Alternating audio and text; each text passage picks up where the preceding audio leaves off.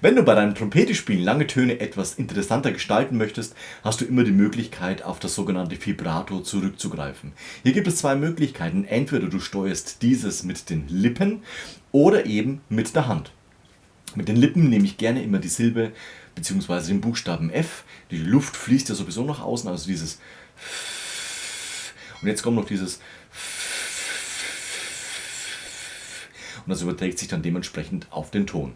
Wenn du aber sagst, ich mache es gerne mit der Hand, das heißt, hier hat man dann die Möglichkeit, das Instrument leicht zu bewegen und dann hat man natürlich auch dann dementsprechend ein kleines Wabern im Ton. Beides in Kombination ist natürlich dann schon sehr, sehr deutlich. Nehme ich eigentlich nie her. Von dem her, ich nehme immer die mit der Silbe. Und ich mache euch beides einmal vor. Einmal mit dem Ton G1.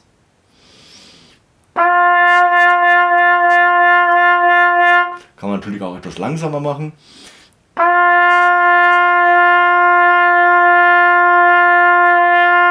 Oder eben mit der Hand.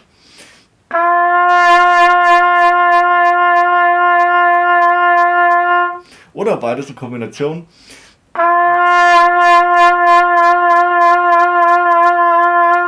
Ich mache es letztendlich immer gerne, wenn das Mundstück auf den Lippen gleich bleibt. Das heißt nicht dieses Handvibrato, sondern eben mit den Lippen geführt. Letztendlich ist es aber Geschmackssache bzw. muss zur musikalischen Stilistik passen und dann kann man dementsprechend auch lange Töne etwas wabern lassen, mit dem Vibrato etwas interessanter gestalten. Wie machst du es mit dem Vibrato beim Trompete spielen? Schreib es in die Kommentare oder schreib mir persönlich und am Ende nicht vergessen, ein Like und Abo da lassen. Wir sehen uns nächste Woche zu einem neuen Video rund ums Trompete spielen. Bis dahin, ciao, euer Nico.